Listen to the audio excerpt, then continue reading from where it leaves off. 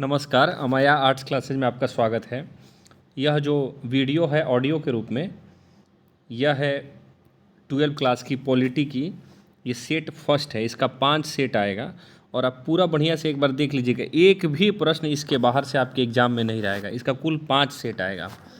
तो पहला सेट यही है, देखते हैं। पहला सवाल लिखा हुआ है, निम्नलिखित में से कौन सा एक पर्यावरणविद नहीं है, यानी कौन से ऐसे व्यक्ति हैं जो पर्यावरण में कभी भी भागीदारी नहीं लिए हैं, उनके नाम बताने हैं। तो 1 नंबर में है सुनीता नारायण, तो ये पर्यावरण से संबंधित हैं।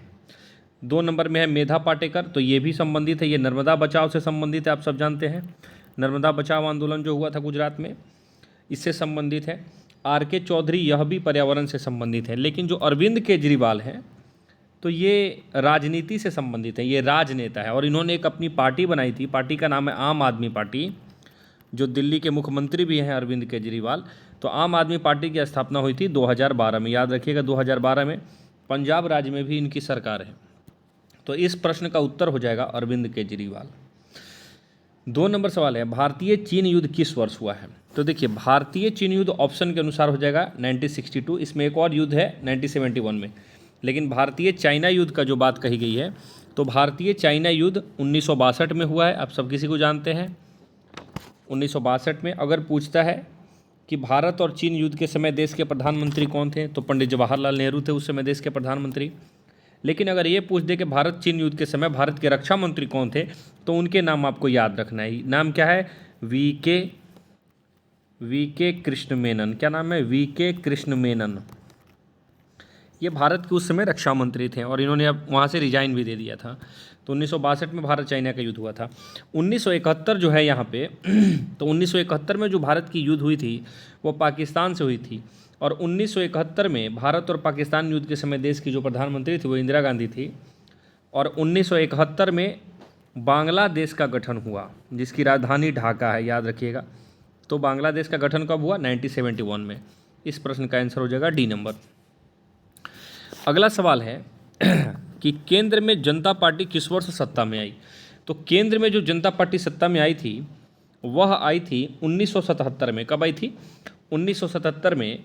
और पहले गैर कांग्रेसी प्रधानमंत्री बने थे मोरारजी देसाई, याद रख लीजिएगा। मोरारजी देसाई पहले गैर कांग्रेसी प्रधानमंत्री बने थे। तो जनता पार्टी की सरकार 1977 में आई थी, सत्ता में आई थी। इसमें जो ऑप्शन 1975 है, तो 1975 में भारत में आपातकाल लगाया गया था इंदिरा गांधी के समय। रायबरेली से वो सीट चुनाव हार गई थी और उन्होंने इमरजेंसी लगा दिया था पूरे भारत में। तो पूछता है, अगर आपातकाल की बात कही जाए तो अब तक भारत में कुल 3 बार आपातकाल लगी है। एक 1962, 1971 और 1975। ये 3 टाइम में आपातकाल लगा है, इसको याद रखिएगा। इस प्रश्न का आंसर हो जाएगा सी नंबर।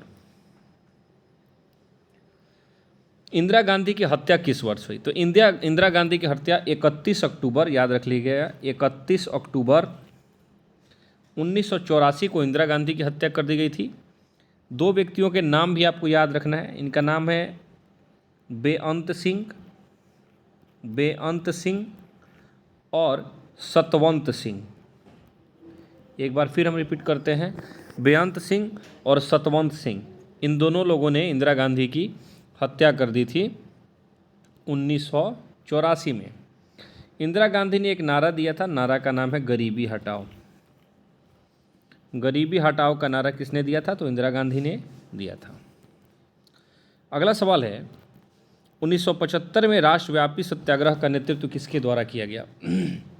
तो 1975 में जो राष्ट्रव्यापी सत्याग्रह का नेतृत्व किया गया था, जयप्रकाश नारायण के द्वारा किया गया था। छात्र आंदोलन के ये नेता भी थे और पटना में इन्होंने जेपी आंदोलन भी किया हुआ था 1975 में। याद लीजिएगा कि जयप्रकाश नारायण का लोक नाम से भी लोकनायक, क्या है? लोकनायक इनका उपनाम है। ये लोकनायक के नाम से भी जयप्रकाश नारायण जाने जाते हैं। 6 नंबर सवाल है कि शीत युद्ध के बारे में निम्नलिखित में से कौन सा कथन गलत है? तो ऑप्शन के अनुसार सी नंबर इसका आंसर गलत है कि अमेरिका और सोवियत संघ सीधे युद्ध में शामिल हो गई थी। ये गलत है, ये तो पहले से उसमें थे। 7 नंबर देखते हैं, जवाहरलाल नेहरू का देहांत कब हो गया था? तो पंडित जवाहरलाल नेहरू की मृत्यु जो हुई है वो 27 मई 1964 ईस्वी को हो गई है दिल्ली में। इनके जन्म दिवस पे याद रखिएगा, पंडित जवाहरलाल नेहरू के जन्म दिवस पे हम मनाते हैं बाल दिवस, यानी 14 नवंबर को इनका जन्म हुआ था। 14 नवंबर 1889 को इनका जन्म हुआ था और इन्हीं के जन्म दिवस पे हम प्रत्येक साल 14 नवंबर को मनाते हैं बाल दिवस। देख लीजिएगा, जन्म दिवस है 14 नवंबर, मृत्यु का डेट है 27, कन्फ्यूजन नहीं होइएगा। पंडित जवाहरलाल नेहरू स्वतंत्र भारत के पहले प्रधानमंत्री थे। अगला सवाल देखते हैं, निम्नलिखित में से कौन सा कथन गुट निरपेक्ष आंदोलन के उद्देश्यों पर प्रकाश नहीं डालता है? तो सी नंबर इसका ऑप्शन के अनुसार सही हो जाएगा, सी नंबर। अगला सवाल है, 1989 में किसने राष्ट्रीय मोर्चा सरकार का नेतृत्व किया था? तो इसमें वीपी सिंह ने राष्ट्रीय मोर्चा सरकार का नेतृत्व किया था। यह अध्याय पॉलिटी के अध्याय 9 नंबर ये चैप्टर में यह है, राष्ट्रीय मोर्चा सरकार। इसका आंसर वीपी सिंह हो जाएगा। पंचायत व्यवस्था किस देश में स्थापित की गई है? तो पंचायत व्यवस्था नेपाल में स्थापित की गई है। नेपाल की राजधानी है काठमांडू और काठमांडू में एक संगठन है जिसको बोला जाता है सार्क। क्या बोला जाता है? सार्क, जिसकी स्थापना हुई थी 8 दिसंबर 1985 ईस्वी को। 8 दिसंबर 1985 ईस्वी को, डेट याद रख लीजिएगा, 8 दिसंबर 1985 ईस्वी को सार्क संगठन का स्थापना हुआ था, जिसका मुख्यालय नेपाल की राजधानी काठमांडू में है। और पंचायत भी नेपाल की संसद को बोला जाता है। पाकिस्तान की राजधानी इस्लामाबाद, भूटान की थिम्पू और बांग्लादेश की ढाका है, याद रखिएगा।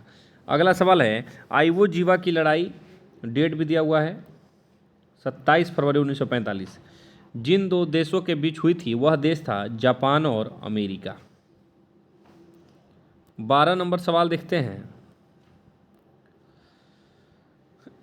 12 नंबर सवाल है कि प्रायः अधिकांश विद्वान शीत युद्ध के दौर का समय कौन मानते हैं? तो जितने भी लगभग विद्वान हैं उनका मानना है कि 1945 से 1980 के बीच में शीत युद्ध हुआ था। 13 नंबर सवाल, पहला गुट निरपेक्ष सम्मेलन कहाँ हुआ है? तो पहला गुट निरपेक्ष सम्मेलन बेलग्रेड में हुआ है और बेलग्रेड में पहला गुट निरपेक्ष सम्मेलन 1961 ईस्वी में हुआ है, जिसमें पहले सम्मेलन में कुल 25 देशों ने भाग लिया था। बेलग्रेड में हुआ है, 1961 में हुआ है और इसमें उस समय 25 देश भाग लिए थे। 13 का आंसर हो जाएगा बी नंबर। शीत युद्ध की समाप्ति का एक महत्वपूर्ण राजनीतिक परिणाम अनुभव किया गया है। तो शीत युद्ध की समाप्ति जब 1991 ईस्वी में हो गई थी तो उस समय पूरे विश्व में राजनीति की शुरुआत हुई है, इसीलिए समकालीन विश्व की राजनीति की शुरुआत शीत युद्ध की समाप्ति के बाद हुई है। अगला सवाल है, उल्फा एक आतंकवादी संगठन है। उल्फा एक आतंकवादी संगठन है और ये किस देश या किस राज्य से संबंधित है? तो ये भारत देश और भारत देश के असम राज्य से संबंधित है। भारत सरकार ने उल्फा को 1990 में प्रतिबंधित कर दिया था और इसको आतंकवादी संगठन घोषित कर दिया था। उल्फा को भारत के असम राज्य से संबंधित है और 1990 में भारत सरकार ने इसको प्रतिबंधित कर दिया है। भारत ने लंबे संघर्ष के बाद कब स्वतंत्रता प्राप्त की? तो 15 अगस्त 1947 को। अनुच्छेद 370 किस राज्य से संबंधित है? तो अनुच्छेद 370 जम्मू कश्मीर राज्य से संबंधित है। वर्तमान में जम्मू कश्मीर राज्य एक केंद्र शासित प्रदेश है और वर्तमान में जम्मू कश्मीर राज्य के जो उपराज्यपाल हैं उनका नाम है मनोज सिन्हा, याद रखिएगा, मनोज सिन्हा वर्तमान में जम्मू एंड कश्मीर के उपराज्यपाल है। अगर ये पूछे कि जम्मू एंड कश्मीर राज्य कब केंद्र शासित प्रदेश बना था? 31 अक्टूबर 2019 को जम्मू कश्मीर 2 केंद्र शासित राज्यों में बट गया, जम्मू कश्मीर और लद्दाख। 370 धारा जम्मू कश्मीर से संबंधित है। डल झील जम्मू कश्मीर में है।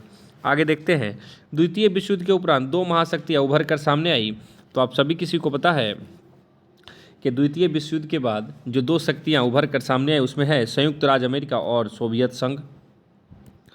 अगला सवाल है, सोवियत संघ का विघटन कब हुआ? सोवियत संघ का विघटन 25 दिसंबर 1991 ईस्वी को हो गया था। अगर ये पूछे कि सोवियत संघ के अंतिम प्रधानमंत्री कौन थे? तो उनका नाम है मिखाइल नाम याद रखिएगा, मिखाइल गोर्बाचेव। मिखाइल गोर्बाचेव, बोल पा रहे हैं हम कि मिखाइल गोर्बाचेव ये सोवियत संघ के अंतिम क्या थे, प्रधानमंत्री थे। और इसका विघटन भी 25 दिसंबर 1991। भारतीय राष्ट्रीय कांग्रेस की स्थापना कब हुई है? 28 दिसंबर 1885 को भारतीय राष्ट्रीय कांग्रेस की स्थापना हुई है। भारतीय राष्ट्रीय कांग्रेस की स्थापना ए.ओ. ह्यूम के द्वारा की गई है। भारतीय राष्ट्रीय कांग्रेस की स्थापना ए.ओ. ह्यूम को 28 दिसंबर 1885 ईस्वी को की गई है। इसकी पहली बैठक बॉम्बे में हुई और इसके पहले अध्यक्ष व्योमेश चंद्र बनर्जी या डब्ल्यू.सी. बनर्जी थे। डीएम के किस राज्य की क्षेत्रीय पार्टी है? 21 नंबर सवाल है। डीएम की जो है वो तमिलनाडु राज्य की क्षेत्रीय पार्टी है और इसका गठन 17 सितंबर 1949 को हुआ है। 17 सितंबर 1949 को डीएम के पार्टी की स्थापना हुई है और ये तमिलनाडु राज्य से संबंधित है। अगला सवाल है, गुट निरपेक्ष आंदोलन पर मुख्य रूप से विचार किया गया था। इसका आंसर हो जाएगा ए नंबर। दो महाशक्तियों के दबदबे को चुनौती देने की दृष्टि से गुट निरपेक्ष संगठन का आरंभ किया गया था। अगला है, सुरक्षा परिषद के अस्थायी सदस्यों की संख्या कितनी है? तो सुरक्षा परिषद के अस्थायी देशों की संख्या जो है बुआ वह 5 है। इसमें जो 5 देश है उसका नाम है ब्रिटेन, ब्रिटेन के बाद फ्रांस, फ्रांस के बाद चीन, चीन के बाद अमेरिका और अमेरिका के बाद रूस। तो कुल 5 सुरक्षा परिषद के अस्थायी देश है, 10 अस्थायी है। तो इसका आंसर ए नंबर हो जाएगा 5। मुस्लिम लीग की स्थापना कब हुई है? तो मुस्लिम लीग की स्थापना 1906 में ढाका में हुई है, बांग्लादेश की राजधानी ढाका में 1906 में आगा खां के द्वारा हुआ था। अगला सवाल है, यूरोपीय आर्थिक समुदाय की स्थापना कब हुई है? तो यूरोपीय आर्थिक समुदाय की स्थापना जो हुई है वह 1992 ईस्वी को हुई है। कब हुई है? 1992 में हुई है, 1992 ईस्वी में हुई है। अगला सवाल है, स्वतंत्र भारत के प्रथम गृह मंत्री कौन थे? तो स्वतंत्र भारत के प्रथम गृह मंत्री जो थे उनका नाम था सरदार वल्लभ भाई पटेल। के.एम. मुंशी और भीमराव अंबेडकर ये दोनों प्रारूप समिति से संबंधित व्यक्ति हैं। प्रारूप समिति के अध्यक्ष भीमराव अंबेडकर थे और उसके सदस्य के रूप में के.एम. मुंशी थे, लेकिन स्वतंत्र पार्टी के प्रथम गृह मंत्री सरदार वल्लभ भाई पटेल। अगला सवाल है, मई 1945 में राइक्सटैग बिल्डिंग बर्लिन जर्मनी पर किस देश का सैनिक ने झंडा फहराया था? उस देश का नाम बताना है। तो उस देश का नाम था सोवियत संघ और इसको अपने क्षेत्र में मिलाने का प्रयास किया था। विश्व मानवाधिकार दिवस कब मनाया जाता है? तो विश्व मानवाधिकार दिवस 10 दिसंबर को मनाया जाता है। 1 मई को मजदूर दिवस मनाया जाता है। मजदूर दिवस 1 मई को मनाया जाता है। 15 अगस्त को स्वतंत्रता दिवस और 26 जनवरी को गणतंत्र दिवस मनाया जाता है। क्यूबा मिसाइल संकट के समय सोवियत संघ का नेतृत्व जिस नेता के हाथों में था उसका नाम क्या है? तो क्यूबा संकट के समय सोवियत संघ का नेतृत्व जिसके पास था उसका नाम था निकिता खुश्चेव। ये उस समय सोवियत संघ के प्रमुख नेता थे। राज्य पुनर्गठन आयोग की स्थापना कब हुई? तो राज्य पुनर्गठन आयोग की स्थापना 1956 में हुई। अगर ये पूछेगा कि राज्य पुनर्गठन आयोग का सुझाव कब हुआ या फिर बिल कब बना, तो बिल 1953 में, और बना कब, मैंने बन के कब तैयार हो गया? तो 1956 में। इसका आंसर 1956 हो जाएगा। भारत में कुल कितने राज्य हैं? तो भारत में कुल 28 राज्य और 8 केंद्र शासित प्रदेश है। भारत कुल 7 विदेशी देशों से सटा हुआ है, ये भी नाम आपको याद रखने हैं। दक्षिण एशिया का सबसे बड़ा देश कौन है? भारत। भारत की राजधानी नई दिल्ली है। भारत का सबसे पूर्वी राज्य अरुणाचल प्रदेश, भारत का सबसे पश्चिमी राज्य गुजरात, भारत का सबसे उत्तरी राज्य लद्दाख और भारत का सबसे दक्षिणी राज्य तमिलनाडु है। अगला सवाल है, क्यूबा में सोवियत संघ द्वारा परमाणु हथियार तैनात करने की भनक अमेरिकी को जितने हफ्तों बाद लगी उसकी संख्या क्या है? मैंने कितने हफ्तों के बाद लगी थी? तो 3 हफ्तों के बाद लगी थी।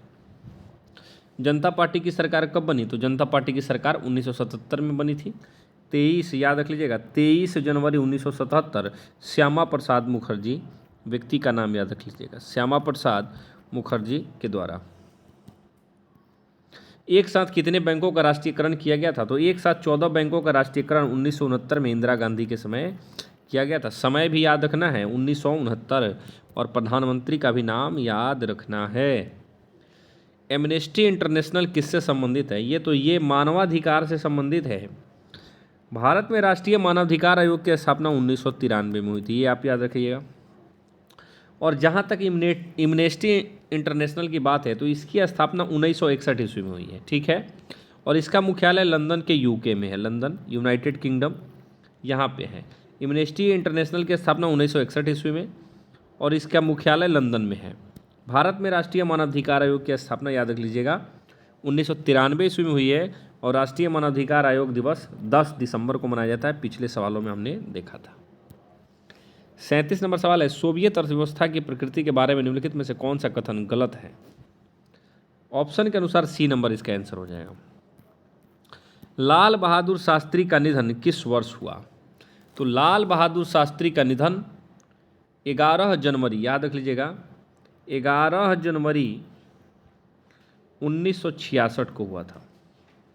लाल बहादुर शास्त्री एक समझौते से संबंधित है, ताशकंद समझौता, उज्बेकिस्तान में हुआ था जो सोवियत संघ का हिस्सा था 1966 में। ताशकंद समझौता 1966 में भी हुआ था, और इसी समय लाल बहादुर शास्त्री की मृत्यु ताशकंद में हो गई थी। संविधान ने किस भाषा को राजभाषा का दर्जा दिया है? हिंदी। अनुच्छेद 343 के अनुसार देवनागरी लिपि में लिखित हिंदी भारत की राजकीय भाषा होगी, हिंदी। शॉक थेरेपी का मॉडल किस पर लागू होता है? साम्यवादी देशों के लिए शॉक थेरेपी का मॉडल लागू होता है। शॉक थेरेपी का अर्थ होता है चोट पहुंचाकर उपचार करना, याद रख लीजिएगा, चोट पहुंचाकर उपचार करना शॉक थेरेपी के मॉडल पे आधारित है, साम्यवादी देशों से। शॉक थेरेपी को कब अपनाया गया? अगला सवाल है 1990 में, और साम्यवादी देशों से संबंधित है, और चोट पहुंचाकर उपचार करना इसका ये हो जाएगा। विश्व राजनीति के दो ध्रुव कौन सा है? तो विश्व राजनीति के जो दो ध्रुव हैं वो अमेरिका और सोवियत संघ है। 43 नंबर सवाल है, भारत में विदेश नीति के संचालक कौन है? तो इनमें से कोई नहीं। भारत में विदेश नीति के संचालक पंडित जवाहरलाल नेहरू थे, याद रख लीजिएगा। भारत में पहला परमाणु परीक्षण कब किया गया? तो भारत में पहला परमाणु परीक्षण 1974 ईस्वी में किया गया। कब किया गया? भारत में पहला परमाणु परीक्षण 1974 ईस्वी में किया गया। इंदिरा गांधी के समय किया गया था। किसके समय किया गया था? इंदिरा गांधी के समय राजस्थान के पोखरण में किया गया था, और इसका नाम रखा गया था स्माइलिंग बुद्धा। क्या रखा गया था? स्माइलिंग बुद्धा, याद रखिए। अगला सवाल, निम्नलिखित में से कौन सा सोवियत संघ के विघटन का परिणाम नहीं है? तो ऑप्शन के अनुसार बी नंबर हो जाएगा। स्वतंत्र भारत का प्रथम आम चुनाव कब हुआ है? तो स्वतंत्र भारत का पहला आम चुनाव 1952 में हुआ है। कब हुआ है? 1952 में। इसमें कांग्रेस को कुल 364 सीटें प्राप्त हुई। कांग्रेस को कुल 364 सीटें प्राप्त हुई। स्वतंत्र भारत के प्रथम गवर्नर जनरल कौन थे? तो लॉर्ड माउंटबेटन स्वतंत्र भारत के प्रथम गवर्नर जनरल थे।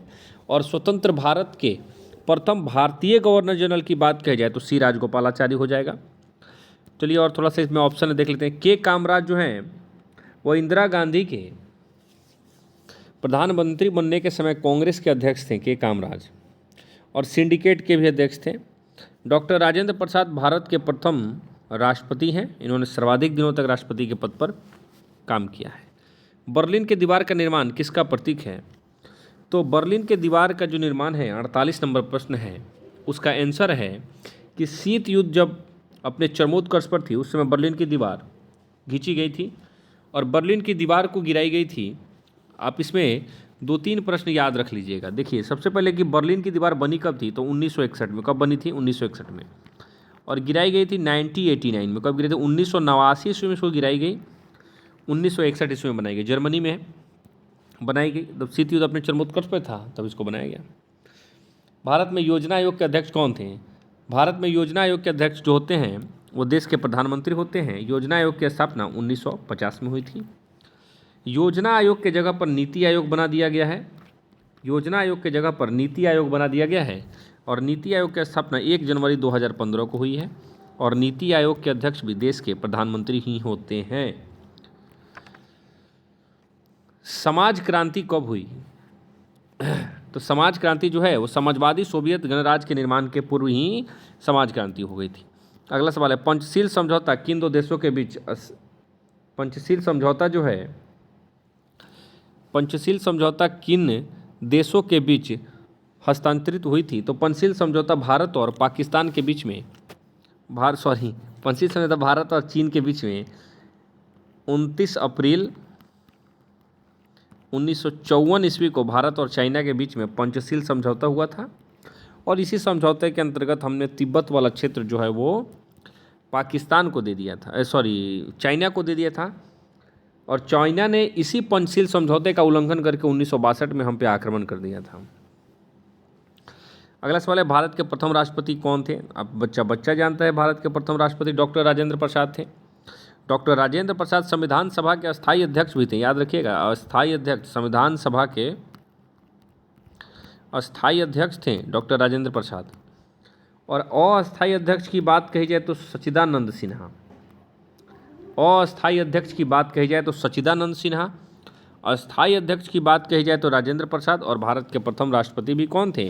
राजेंद्र प्रसाद ही थे, बिहार के जीरादेई गांव से संबंधित थे। दूसरी दुनिया निम्नलिखित में से कौन सा देश नहीं था? तो दूसरी दुनिया में जो देश नहीं था उसका नाम है अमेरिका। सोवियत संघ, युगोस्लाविया और चेकोस्लोवाकिया, ये सब सोवियत संघ का हिस्सा था। भारतीय विदेश नीति का आधार स्तंभ क्या है? विश्व शांति। क्या हो जाएगा? विश्व शांति हो जाएगा। और गैर कांग्रेसवाद का नारा किसके द्वारा दिया गया? तो गैर कांग्रेसवाद का नारा राम मनोहर लोहिया के द्वारा दिया गया है। ये जो 55 प्रश्न है ये काफ़ी इम्पॉर्टेंट है और यह हमारा पॉलिटी का पहला सेट था, पॉलिटी का सेट फर्स्ट था। ऐसे 5 सेट पॉलिटी के बन जाएंगे। अगर वीडियो अच्छा लग रहा है तो एक आर्ट्स की चैनल चलती है अमाया आर्ट्स क्लासेज के नाम से, अमाया आर्ट्स क्लासेज के नाम से एक यूट्यूब पे चैनल चलती है, आप उसको सब्सक्राइब कर लीजिए। एग्ज़ाम आने वाला है, प्रत्येक दिन लाइव क्लास आने वाली है, इसीलिए आप सभी को ये चैनल को सब्सक्राइब कर लेना है, अपने दोस्तों के पास शेयर कर देने हैं। तब तक के लिए धन्यवाद, बहुत बहुत शुक्रिया।